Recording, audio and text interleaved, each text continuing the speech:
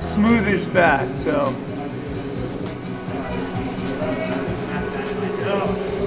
you know, calculate my reps and sets accordingly. Listen to my body.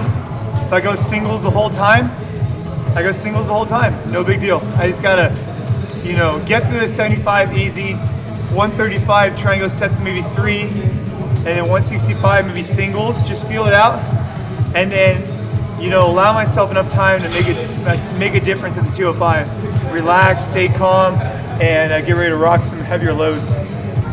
You know what? I want to go after it and listen to my body, and whatever my body's going to tell me to do is what I'm going to do. You know, I mean, I don't know. I've never done anything like this, so I have an idea. I'm going to see how it goes, but like I said, you have to, in CrossFit, you got to be willing to switch in a dime. And so I'm going to just fill it out and go to the best of my body's ability. I will lower 75 pounds, but as soon as it gets to 135, I'm going to start dropping it, doing sets of 1, do very little rest. 1, I think my ability to monitor my own pace and go as soon as I can, but at the same time not before I can, is very good. And then I think if I get past the 165s, I'll be really happy. If I can get through the 165s, I know I'll get one snatch at 210. But I need to get through there. I have a very specific plan with times, and I'm gonna have somebody tell me when to go. And I have it all mapped out. I don't know if it'll work. I'm assuming that it'll work. It's my regular Isabel time with 95 pounds is 210. And with the 100, I have it taking me 3.5 minutes, so I'm pacing it out for sure.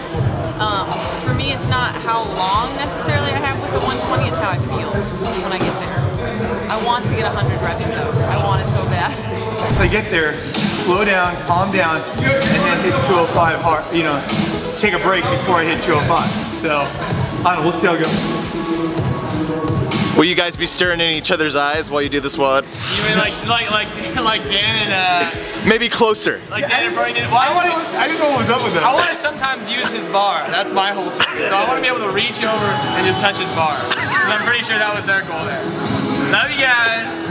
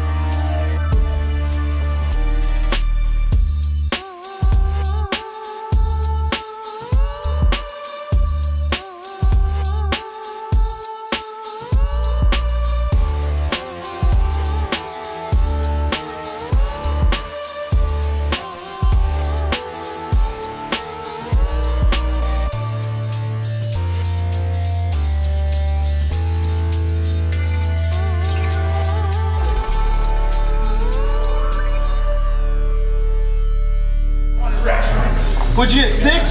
7. 94, I landed 95.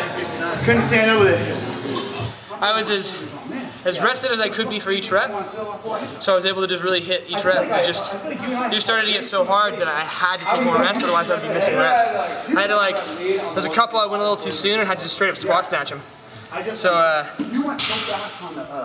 think it's good. It's gonna be good. I wanted 100, but it's hard to like figure out how long it's gonna take when you are doing the same movement the whole time, because it's like comparing it to what it would take me to do 100 fresh or 100 pounds fresh is different than 60 reps into lighter weights.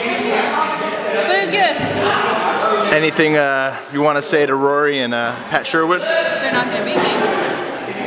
I'll tell you that much. Last time I went online, I watched a video of Bailey and Rich do their stuff, and I was very impressed. But it looked like they were hitting sets and then staying in controlled sets. They did 5s and 3s. In the beginning, they did 10s. It was very methodical, very thought out. And I was looking, I was like, wow, I'm not going to do it that way, but that looked pretty cool. So today, I did 20 and 10 on the first set, and then I did 5, and then singles all the way through on 135, singles all the way through on 165, singles all the way through on 210, and I ended up with a 94.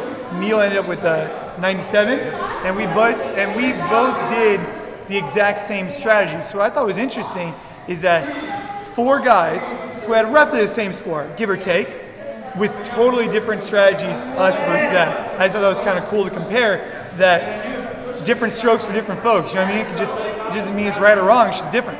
What I think the biggest separator on that workout though was a transition, wouldn't you say? Well, transition, because my transitions were slow. The transitions, when you're talking about 1 or 2 reps versus someone else. I mean, if you're talking 10, 20 reps, it's because that's a lot of weight and you're moving it a lot of times. I'm saying like, if you lose 10 seconds on changing the weight, right, you're gonna miss a rep. Yeah, that's a rep or two. Yeah. So that's the only thing that I needed to get better at. Yeah.